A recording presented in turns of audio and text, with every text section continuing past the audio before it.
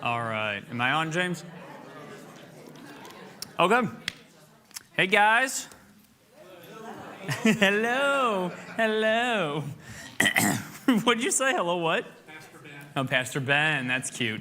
Thank you guys for coming up. So, I'm going to do a quick intro real fast about tonight and about what you can expect from this course that we'll be doing for the next few weeks. We'll meet every Wednesday except for Ash Wednesday, and we're going to finish up the Wednesday before Easter. And the idea behind this class is the Chronological Life of Christ. So this comes from a course that I took when I was in Bible college, and I was kind of surprised. I mean, it doesn't really make a big difference on the final view of your faith, but it was kind of interesting that not the Gospels aren't all written in chronological order. Like sometimes we'll talk about through this, is sometimes the Gospel will be written, you'll notice like maybe he'll do a bunch of healings in a time, or he'll do a bunch of feedings or something like that. And so they're categorized and grouped in different ways, but not always chronological. And then whenever we took it apart and kind of reconfigured them, it just provides kind of an all-encompassing picture of what happened when it happened. It's just a different way to view his life. So a lot of these stories are all stories you guys know. You're not necessarily going to learn something radically new. It's just a new way to take in information that we've heard hundreds of times already. And so the book that I'm going off of, or one that I'm using as part of this, is called The Chronological Life of Christ by Mark E. Moore.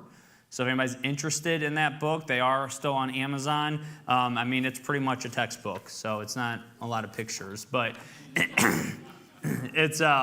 there's some interesting stuff, and it kind of works with that. And the idea behind it is something that's called the harmony of the Gospels. So we're also looking at this by Robert Thomas and Stanley Gundry. It's called the NIV Harmony of the Gospels. And what it does is kind of the same thing, but not chronologically, but it, like if there's the feeding of the 5,000, if it shows up in 3 Gospels, it'll put them next to each other, even though it's not necessarily where it came up in that Gospel, if that makes sense. So these are 2 resources. If you're interested in additional things to look at or just to add to your library or something else to just take up weight on your bookshelf, those are there. So what we're going to be looking at is, did I even bring the keyboard up? No, I didn't. The 4 different Gospels. We'll be diving into the study. Sorry. And this is how we'll advance slides. So something else that we're going to do that we haven't done, at least we didn't do in the last one, I know we've done them in other times we've had Wednesday nights, is some time for discussions at the table. So this is helpful, especially if anybody watches online or if you guys miss one and you go back to watch it later. There's moments of dead space, about 3 to 5 minutes for each discussion point. It's just an opportunity to talk more about what you're learning, experiences you guys have had, make it a little bit more practical, and to get to know people. So just as a heads up, we are going to be doing that. And if you watch it later, like I said, you can fast forward through that. Or if you're watching right now, I guess that's the time to go to the bathroom. So to start, let's go ahead and get started with one of those now. We'll take probably, like I said, about 4 minutes, maybe 5. Take a few minutes, go around the table, introduce yourself, and then also share your preferred, oh, there you go. I forgot I already talked about that. Okay. Share your preferred learning style. Whenever you learn something new by reading, do you prefer research papers or something that's more of like a storytelling format, or something that's more of like an artistic view, like poetry or something like that? At your table, Kevin.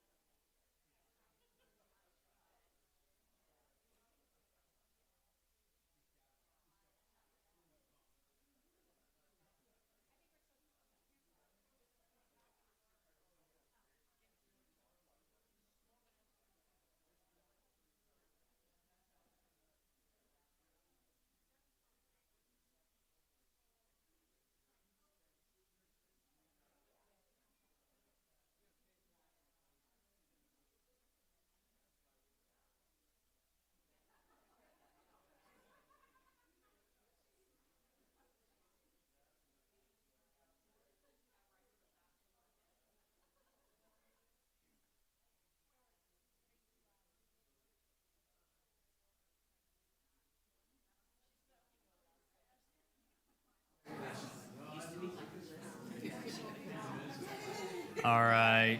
Hopefully you guys all had a chance to at least share your name.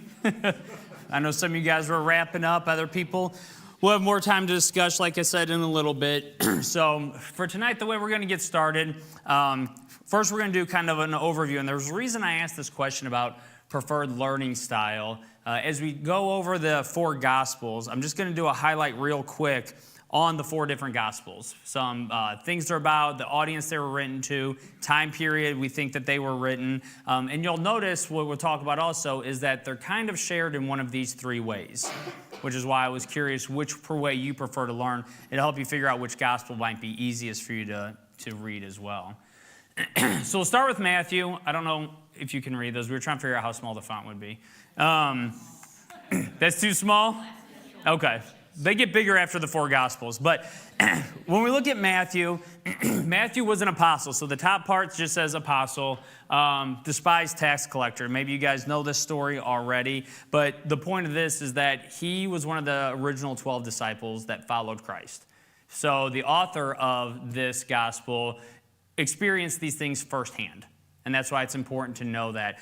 This would be considered more of a storytelling version of the gospel. He's going to tell you stories about what's going on. You're going to get some background information. It's a little bit more elaborate, but it's more engaging in the sense that you can read it kind of like a book in a sense. There's a strong belief that it was written after 70 A.D., which would be after the fall of the temple. In 70 A.D. is a huge historical moment in the Jewish faith. That's whenever the Roman emperor destroyed the temple in Jerusalem.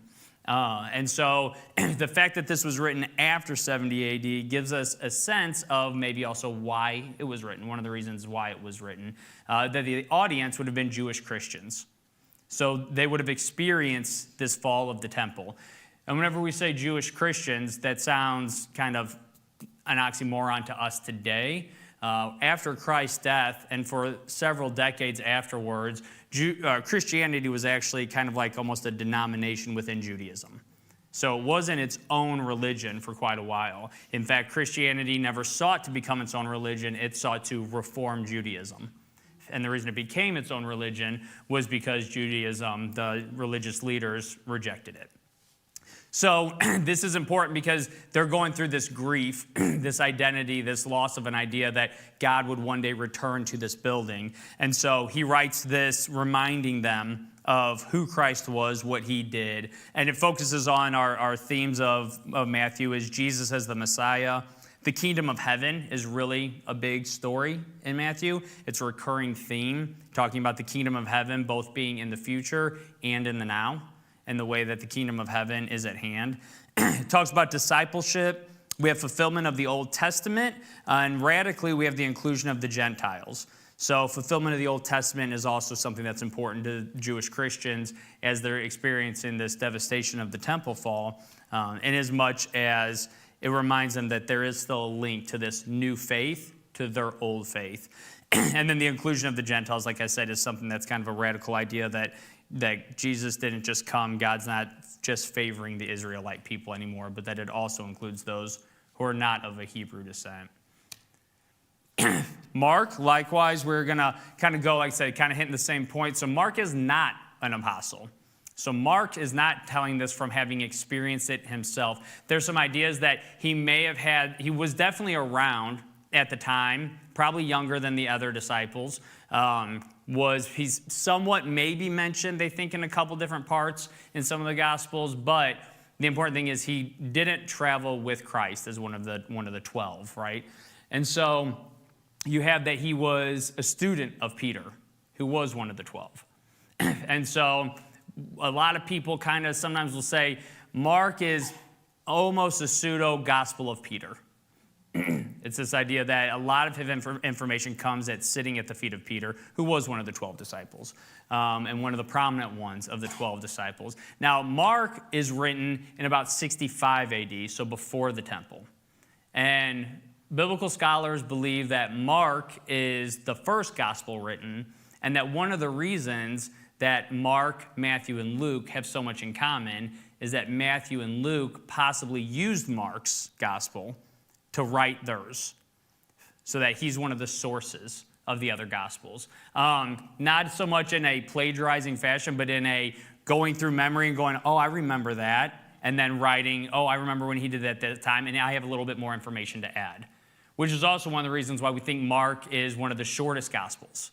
Sometimes they call it gospel on the go, right? Like it's quick. It's a short chapter. It doesn't talk about, there's no narrative of the birth of Christ. It goes straight into ministry, and then it takes you through in a very short amount of time. He just goes miracle, miracle, miracle, resurrection. Like, I mean, it's fast, like death, resurrection. It's very quick to go.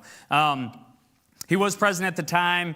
It's through the lens of Peter's narrative. So then this other source they call a Q source.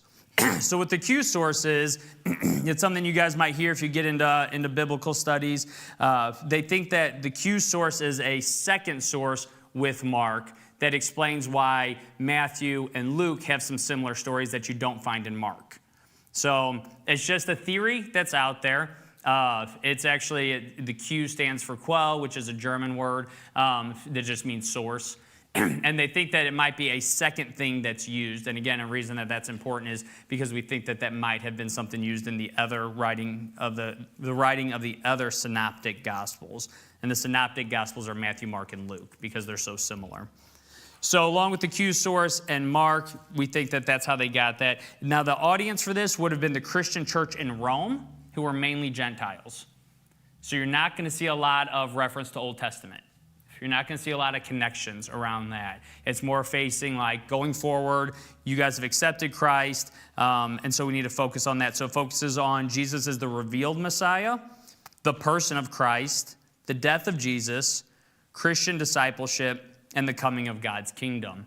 And you'll notice that there's a lot of overlap in themes because, guys, it's Jesus. Like, he taught something, right? And so a lot of them are repeating those things that he taught, the things that are important, missions, discipleship, the kingdom, all those things. So you'll see a lot of common themes, but the differences in those nuance. You don't see a lot of Old Testament in Mark, you do in Matthew because of the audience it's written for. Does that make sense so far? Okay. So third one is Luke. Mark would be also more of a storytelling, but it's kind of a Reader's Digest version. So instead of getting the full novel, you're going to get the snippet, and he goes through. Luke is going to be more of a research paper. So the idea of Luke's gospel, he also was not present for Jesus' ministry in as much as he wasn't one of the disciples, but he was a thorough researcher. He's hired by a patron, we believe, who's questioning what happened and who was Jesus. At the very beginning of his gospel, he talks about writing for the most excellent Theophilus. And some people think that that's maybe a generic, anybody who's interested in God. And some people think maybe there was a person named Theophilus that actually paid Luke to write this. But either way, he's a researcher. And he brings that right forward. In fact, there's three sources he uses for his research. One is other writings, so Mark, and potentially this Q that we talked about. He writes using events that he or his audience participated. So maybe something that he was there. He may have been there for the feeding of the 5,000, even though he wasn't a disciple. And then eyewitness reports. So different things that other people had seen. It's been not assumed, but suggested, if you will, that he probably interviewed a lot of the disciples. He may have even interviewed Mary Magdalene or Mary, the mother of Jesus. There's different things. You're not going to find that in Scripture, but we go back and go, because he knew so much about the birth narrative, because that's kind of our big birth narrative that we hear on Christmas. That's the Linus on Charlie Brown comes from Luke. But because there's so much there, there's been kind of this assumption that maybe he talked to Mary, and that's why he knows so much about that. So there's just he does a thorough research. Now, this is the longest and most complete of the four Gospels, and this is something that I found interesting. I never really realized. Along with Acts, because Luke writes the book of Acts as well, Luke's writings contain 27% of the New Testament. He's more prolific than any other New Testament writer, including Paul. And he's written it in a carefully ordered and accurate account so that we can be certain of the truth of everything you were taught. So if you have an analytical mindset, if you learn scientifically, if you want proof because of different things because of eyewitness reports and readings and books and those kinds of things. If a research paper gets you going, for one, God bless you. Because I think that sounds like sleeping material. But Luke does a great job. So if you ever start having questions, Luke is a good one to jump into. Now, because we think, again, it was written utilizing Mark and stuff, we think it was probably written after the fall of the temple, also in 70 AD. And in this one, the audience would have been mainly the Gentile population. Remember, Theophilus was the one who was perhaps asking this question. And so we think that's one of the reasons it's so thorough and it's so complete, because it's taking people who have no idea necessarily what the Jews were expecting in terms of a Messiah. They have no idea on what is the significance of whenever he fulfills prophecies of the virgin birth, of these kinds of things. And so we think it was written for a Gentile audience. And he focuses on a historical message, a portrait of Jesus, salvation for outsiders, namely the poor, sinners, Samaritans, women, Gentiles, people that the religious elite would have rejected. And he writes about the rejection of many in Israel. So he also talks about the idea of how the religious leaders reject them directly in the gospel. Our fourth and final gospel is John. So John was an apostle and part of Jesus' earthly ministry. He's one of the inner circle with Peter and James, and he is the one that Jesus loved.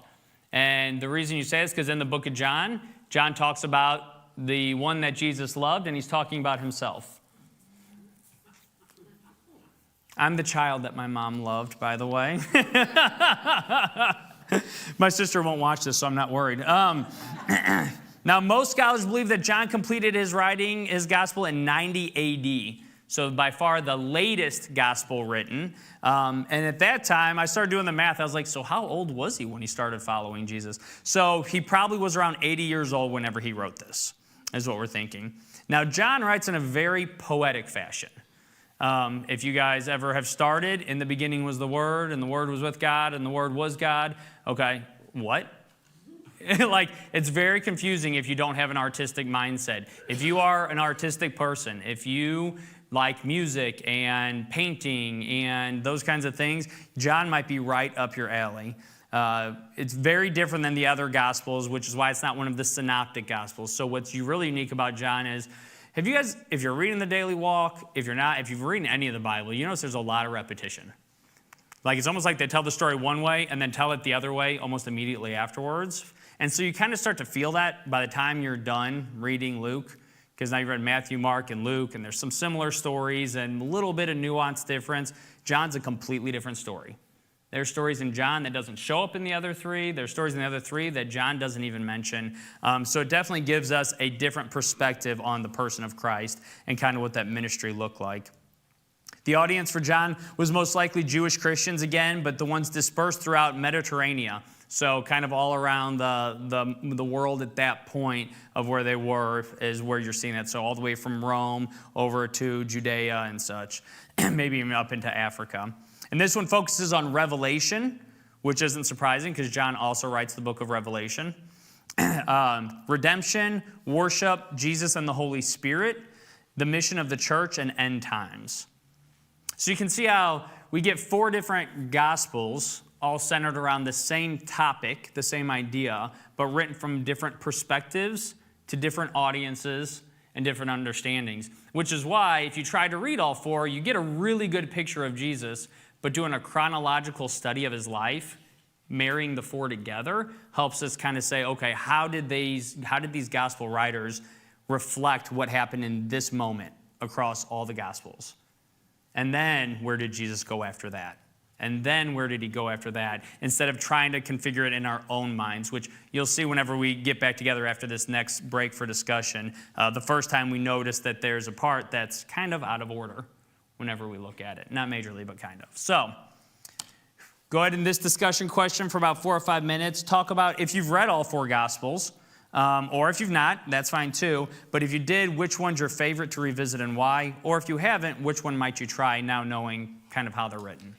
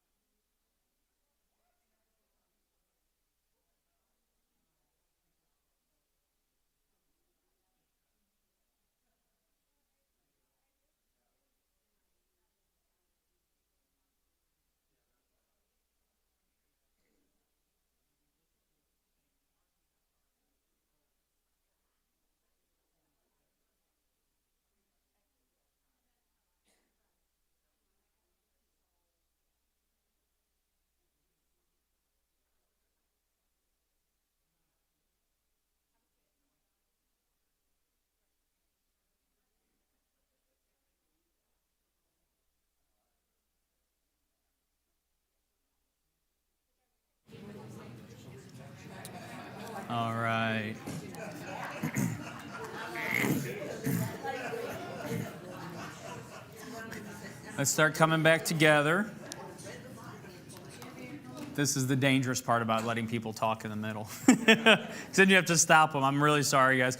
But I do want to keep moving forward. I'm only on page 2 of 5 notes. So they start going quicker, I promise. So first, we're going to remember, this is chronological. So we have to start at the beginning. And for the story of Jesus, the beginning is really interesting. Some people would think the beginning would be with birth, but it's not. So we're going to start at the very beginning, pre-birth. So we start with John 1. I'm going to read verses 1 through 5 for you guys. It says, "In the beginning, the Word already existed. The Word was with God, and the Word was God.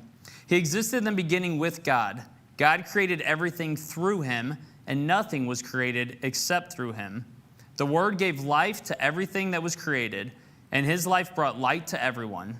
The light shines in the darkness, and the darkness can never extinguish it."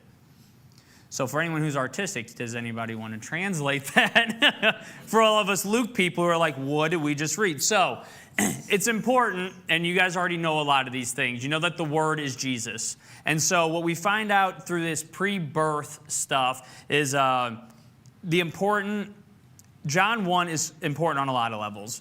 First, it tells us that Jesus was not created. Jesus always existed. Jesus not only always existed, Jesus is God, and therefore is beyond time. And so we find that Jesus already existed at the beginning, and that everything was created through Jesus. So whenever we travel back to Genesis 1:1, that gives us the story. It changes 1:1 and what that looks like. See, 1:1 says, "In the beginning, God created the heavens and the earth. The earth was formless and empty, and darkness covered the deep waters. And the Spirit of God was hovering over the surface of the waters." When you put that together with John 1, what we see is that at creation, the Trinity existed. And the Trinity was present through the gospel message. And that's important because there's only a very few times, a handful of times, that all three members of the Trinity are explicitly talked about being together. One of the other major ones is at his baptism. One of the only other times we see Jesus, the Spirit, and the Father all in the same time manifesting. And when we look at John 1, we see that happen again at the very beginning of time. So, before he's born, before any kind of human concept of Jesus, chronologically, we start at creation, is where Jesus first begins. Then, when we look forward, we go back into Matthew and Luke. We'll look at his genealogies. Now, I'm not going to read those for you guys. Thank you. Yes, we won't read the genealogies, but there is importance on the genealogies and why they're included in Scripture. The genealogies show us the character of a particular line, setting the establishment of who Jesus will come from, kind of the character of those people. We talked about today at staff meeting when we reviewed the daily walk, how Jesus' family line has some messed up people, but that also lets us know it's okay to have messed up people in your family, right? And so it shows the character. It demonstrates God working in a particular people through the heritage of the Israelites. Through this heritage, God is working for redemption. And one of the most important things for people of Jewish descent at the time is it proves biological succession. It traces Jesus back to David, back to Abraham, back to Adam. And so they get this clear, and ultimately back to God. And so they get this clear, direct path to him. So Matthew starts with Abraham. And one of the things that's interesting is this is the first time we see that things aren't chronological in the gospel. So for example, in Matthew, you start right away with the ancestors of the Jesus the Messiah, followed by his birth, followed with the Magi. But whenever you go to Luke, you don't get the ancestors until after the birth of John, after the birth of Jesus, Jesus' circumcision, John the Baptist as an adult, the baptism of Jesus, and then after the baptism, then we get his ancestors. So you see there's some different reasons on why Luke presented them that way. But chronologically, we're going to go, Jesus existed at the beginning, and then what was Jesus' heritage? And we look at these different sets of genealogies. Now, Matthew starts with Abraham. and he moves forward through David to Jesus. And what this does, remember Matthew's audience was a Jewish audience. This shows his readers the very Jewishness, if you will, of Jesus. And thus he is a viable candidate as Messiah. He will fulfill prophecies being in the line of David. The list is incomplete when compared to other biblical texts, but this is not uncommon to list genealogies in general rather than incomplete. So Matthew doesn't list every single person born between David and Jesus. And we know that because we see some Old Testament texts where there's people written about kings having sons that aren't mentioned in the genealogies. And so we know that he kind of goes through that. But somebody had mentioned over here, I think that Matthew was a numbers guy. And so part of that is it also breaks up the space, the number of names between Abraham to David and David to Jesus. He does kind of this pattern.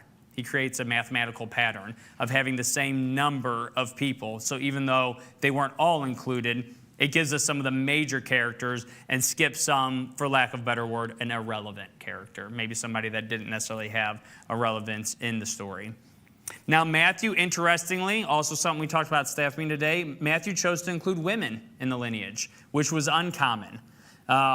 Is not something that you saw a lot. It was uncharacteristic, but it allows for him to include Mary and further emphasize the virgin birth. Again, looking at a Jewish audience who was looking for a virgin birth. And so he includes not just Mary, but other women. Now, Luke starts with Jesus, and he goes all the way back to Adam. Remember, Luke is very thorough. He wants to take us all the way back, and Luke is writing to the Gentiles. We're going to go, okay, so you say Jesus is this great thing. I don't even care who King David was. Tell me how he gets to God. And so Luke takes them all the way back to Adam. He shows us the divine nature of Christ at creation, paralleled with the humanity of Jesus in the first century. There's noticeable differences between the two genealogies, and people pick up on this a lot. There's two different reasons proposed for this. Because they'll list different people. Almost immediately, they talk about that. They list two different people as the father of Joseph. So Jesus was known as the son of Joseph. Joseph was the son of Heli. That's what we read in Luke. And in Matthew, we read something a little bit different. We read that, down to the bottom, Jacob was the father of Joseph, the husband of Mary. So was Jacob the father of Joseph, or was Heli the father of Joseph? So automatically, you get this weird discrepancy in the genealogies. Now, there's, like I said, two different reasons on why they think this might be.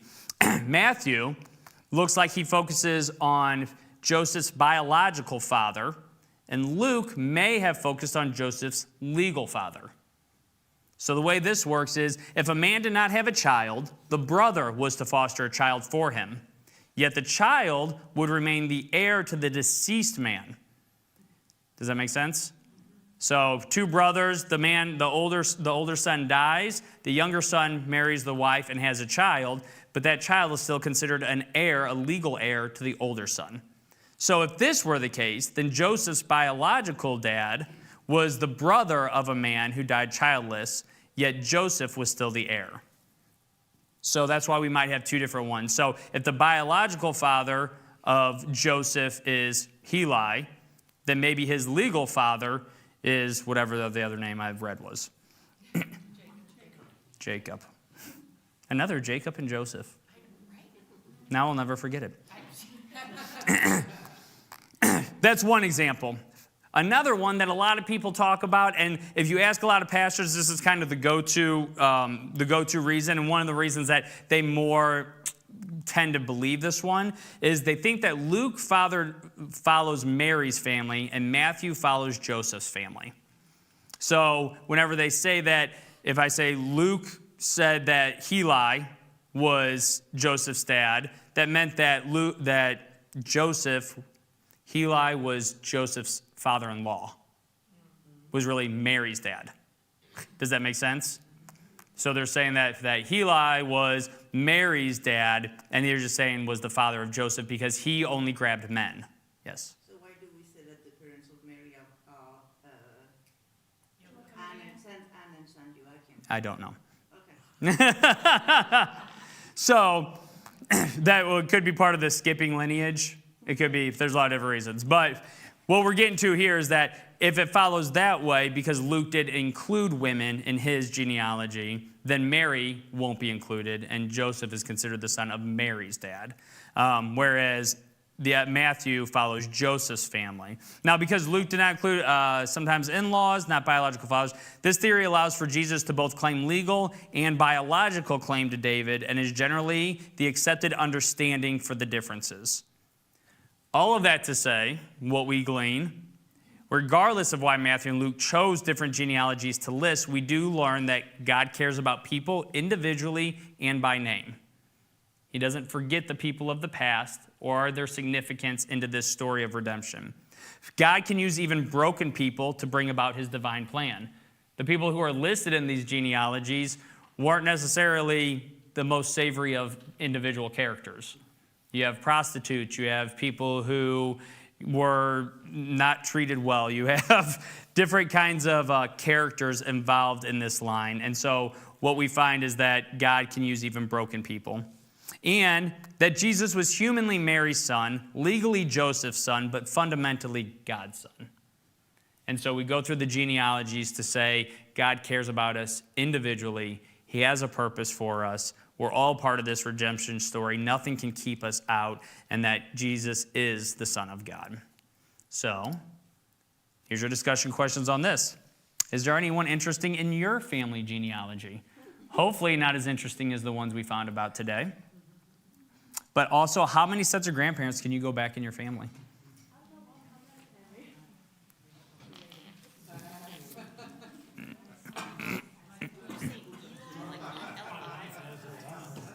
On Heli, H-E-L-I.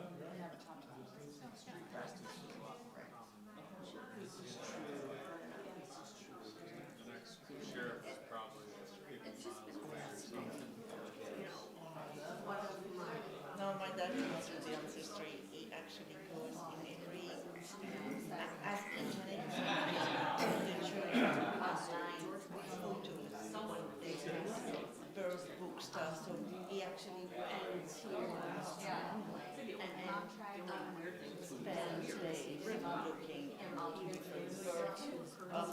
So this person was from, you find this person and he says the birth certificate with me now. In the church group here, his name that his parents were missionaries, ran the meeting.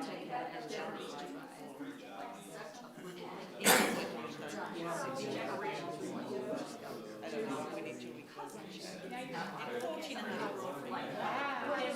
After that, I was training in churches that were worse.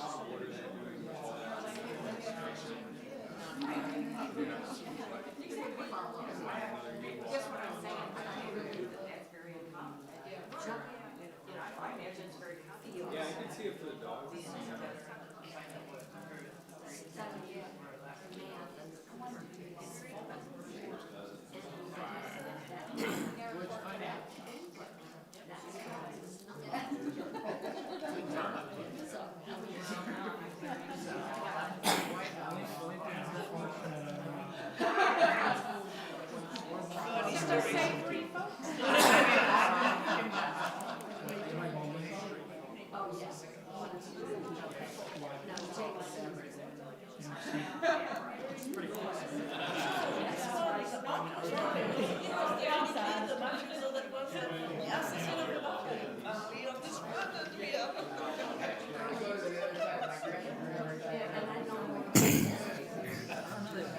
All right. Let's keep trucking along. If we don't get all this done tonight, we can always pick up where we left off next week, but let's see what we can do. So, we've gone through Jesus at the beginning of creation. We've talked about the genealogy of Jesus. So now we're going to talk about the visit from the angel Gabriel for both John and Jesus. So John's going to become a critical element into our story, John the Baptist, a critical element into our story of who Jesus is and more of his ministry, especially in the next few weeks. So first, John's birth is revealed to Zechariah. So Zechariah was a priest, and we talked about him not too long ago here at church. Pastor Jim had done a sermon on it. But he was both a priest and he married the daughter of a priest. So he would have been considered doubly blessed in this sense, and making the idea of barrenness even that much harder to accept. So the story is that Zechariah's wife Elizabeth cannot get pregnant, and so that's really hard for them to accept the fact that they should be honored in the historical sense and because of his religious duties. Now, his division, they talk about in Scripture, would have been around 900 priests. Jim estimated his age a few months ago at 49, which was very fun for us, his ancient age at 49. Others suggested he could have been as old as 80. I like Jim's because it just seems more fun and it makes me very old.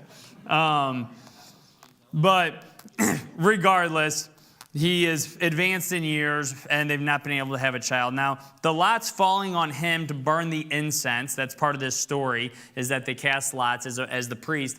His job is to go in and burn incense on this holy day. And that would have happened once in a lifetime, if ever. Most priests didn't get this honor.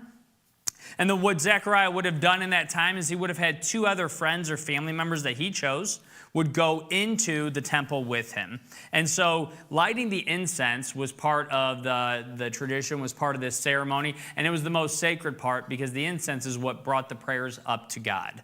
The smell of the incense is something God enjoyed. And so that was a really important aspect. So that's why it's so prominent. And so the other two people that would have gone in with him, one of them would have cleaned up the last shift's mess, basically, would have cleaned up the incense. The second one would have reset it while Zechariah was praying this whole time. And then they would leave, and then he would light the incense while in prayer. And as he's doing this job, as he's getting ready, that's when the angel appears, at a point where he should be alone after having just been with his two friends or two family members.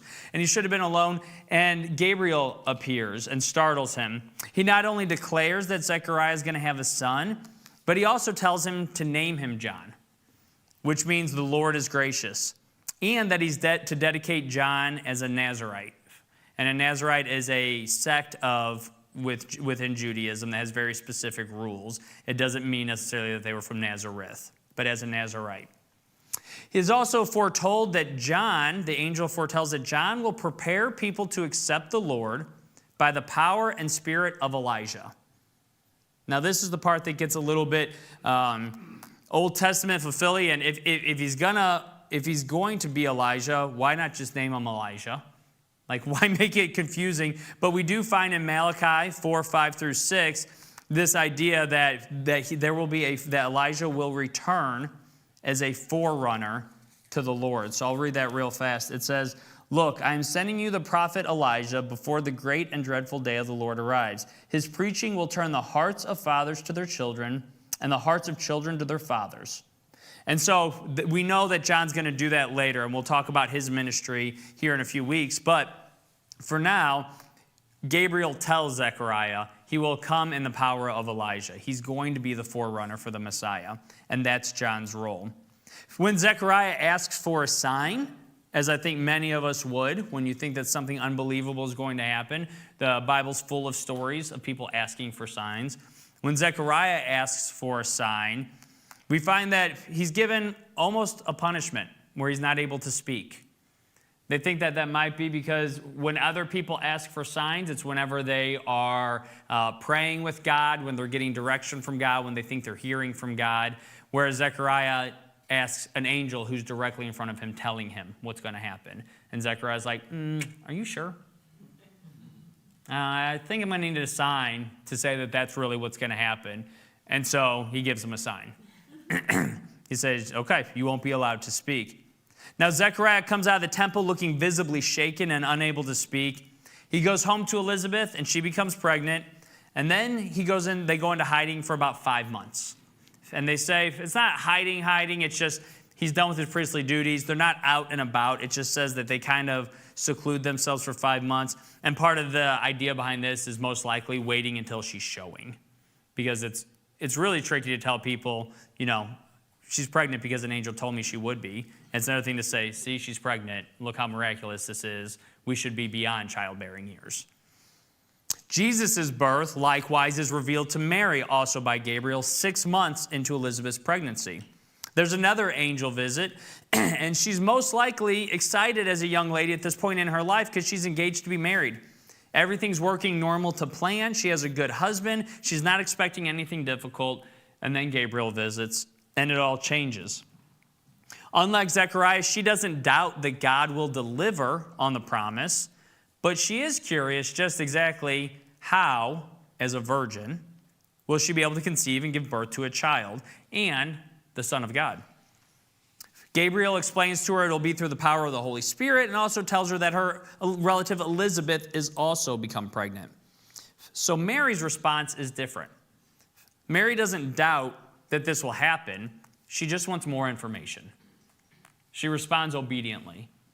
I can't believe this is happening. What an amazing thing. Tell me more of how this will come about. And Gabriel speaks about Elizabeth. So Mary responds with gratitude. She leaves to visit Elizabeth because she knows that she'll be supportive.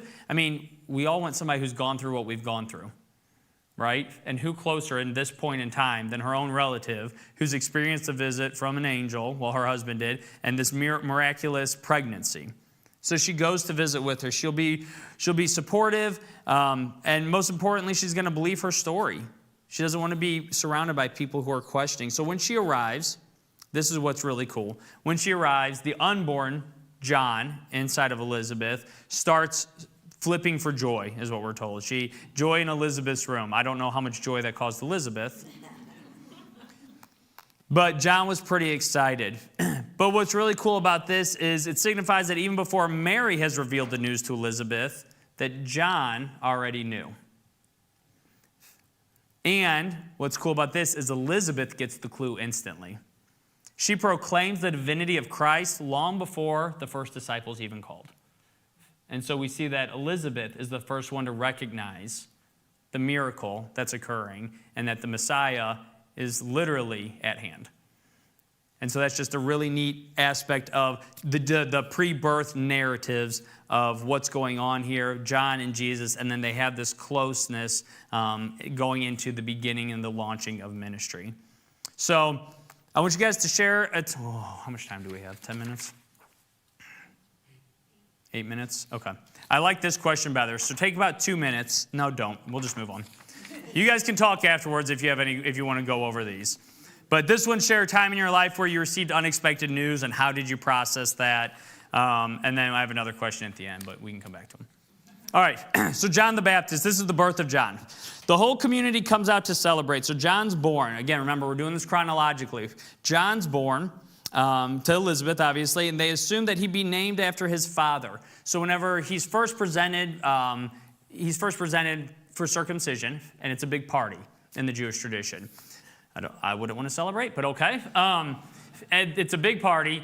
Everybody's there. Everybody's excited. And they just start calling him Zechariah because they just assume, nobody said anything different. They assume that he'll be named after his father.